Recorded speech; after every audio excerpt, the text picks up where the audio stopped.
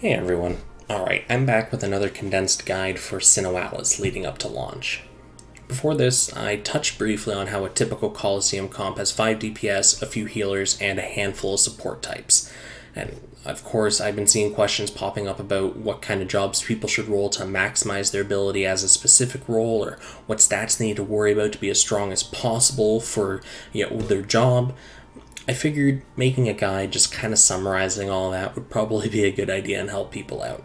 So today I'll be doing a brief overview of the 3 roles you can assume in SINoALICE. As is standard for role-playing games, there are damage dealers, supporting units, and healers in the mix of what we have available. So to begin, I want to just clarify the stat screen, the stat names, and also what I mean going forward in this video by DPS and support. So first of all, the stat screen. The 2 stats on the left are physical attack and magical attack respectively, and the 2 on the right are physical defense and magical defense. So physical on the top, magical on the bottom, left for offensive, right for defensive.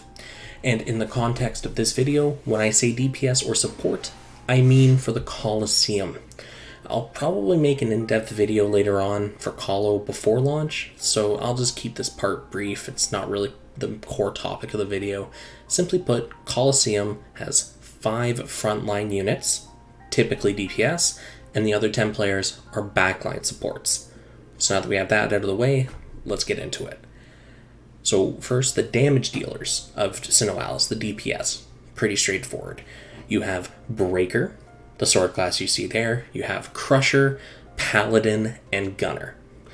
These can be split into 2 types of DPS, physical and magical. Breaker and Crusher are the physical DPS classes of SINoALICE. They rely on the physical attack stat to determine how much you'll be hitting for against the enemy. And then, of course, on the other hand, Paladin and Gunner are magical DPS and rely on the magical attack stat to determine your damage. It's important to remember which stat your job of choice relies on to maximize your damage output. You're not going to be able to help increasing your magical attack or physical attack if you plan on getting defense for those stats as well. So don't worry too much about it, but just know you should kind of be looking at prioritizing between them.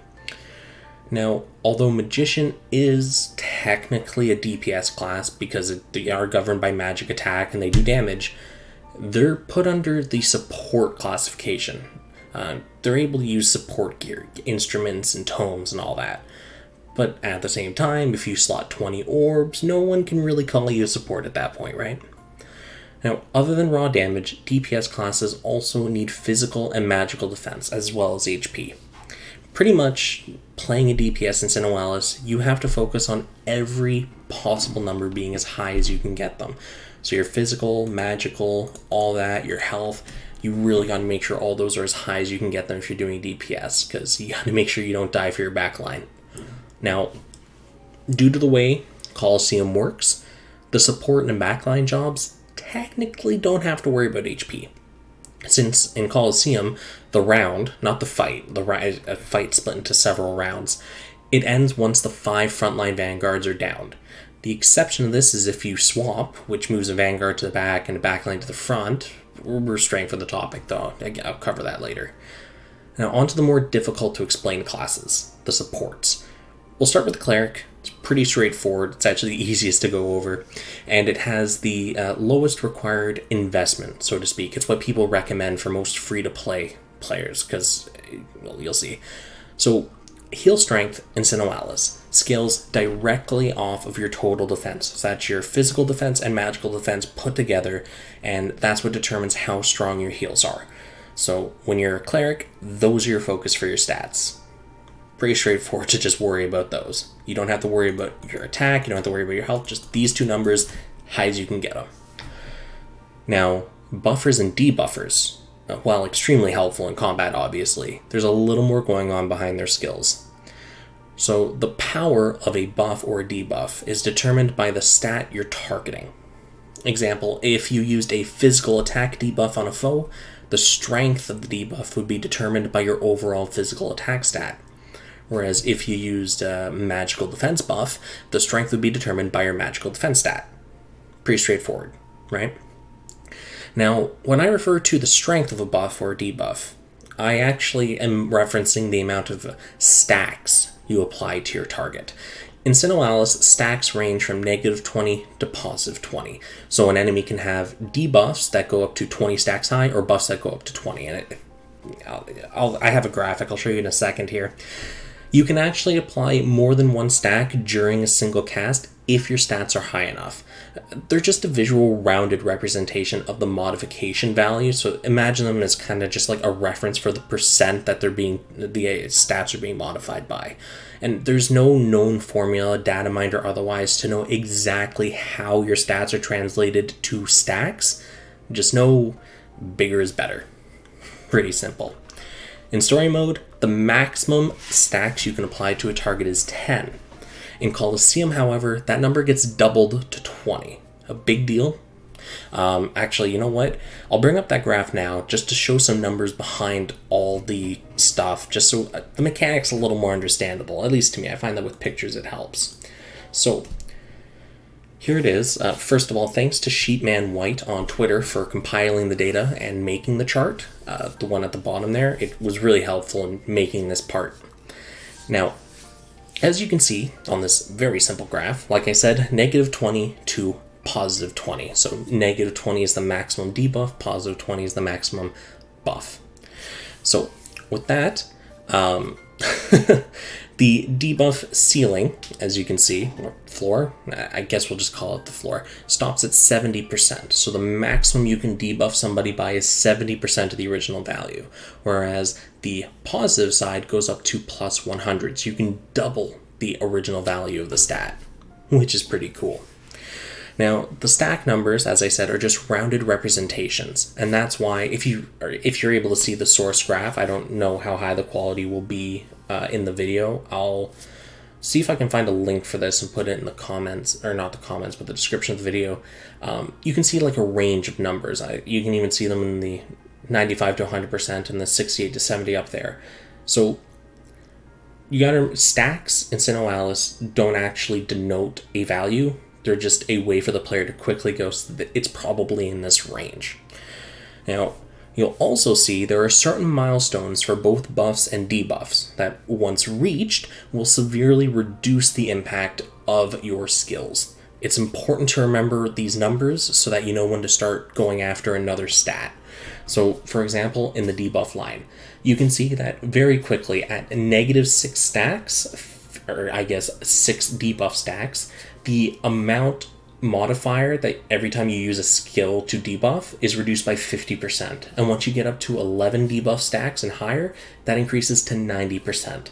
So the cutoff is very quick. It's really hard to debuff consistently. On the flip side, in the buff department, when you get to 10 stacks, it goes down to 50, so that's almost twice what the debuff stack needs. And when you get up to 18 plus, that's where you start getting the really big drop off. So yeah, they really made sure that debuffs are hard to land compared to buffs. So food for thought as how you want to build your grids and what you want to do there.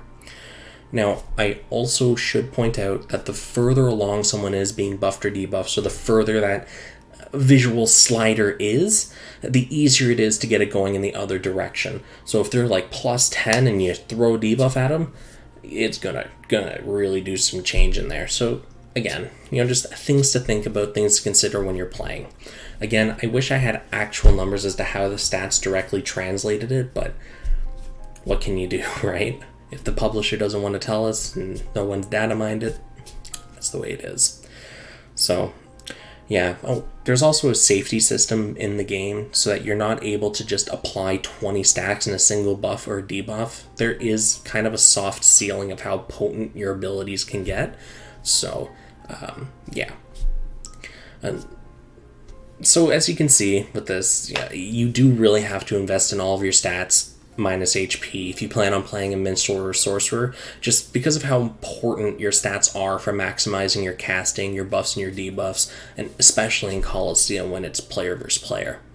So with all this, you should have a better idea of what jobs you should be rolling for, what jobs you need to focus on leveling, what nightmares and equipment you should use to maximize your stat gains, and all that for your preferred role choice. It's a lot to take in. There's a lot of info for this game, and not all of it's unfortunately communicated really well through the game tutorials, so hopefully this helped a little bit. But yeah, it's not a joke when people say Cleric is the easiest support class when you think about it, because when you're playing a Minstrel or Sorcerer, you got 4 things to worry about, and they got to be really high. With a Cleric, you just got 2 things. Just so easy, just bang, bang, bang, off you go. Don't feel railroaded, though, by any of this. This info and all these numbers, it's not required. You can just play and enjoy the game. Unless, of course, you're aiming to be in the top 10% or whatever of players. This stuff it's not even, it's nice to know, but you'll probably never have to worry about it. Anyways, that's that. I'm pretty much all out of words at this point, and people seem to really want to talk to me on Discord, so I gotta go do that.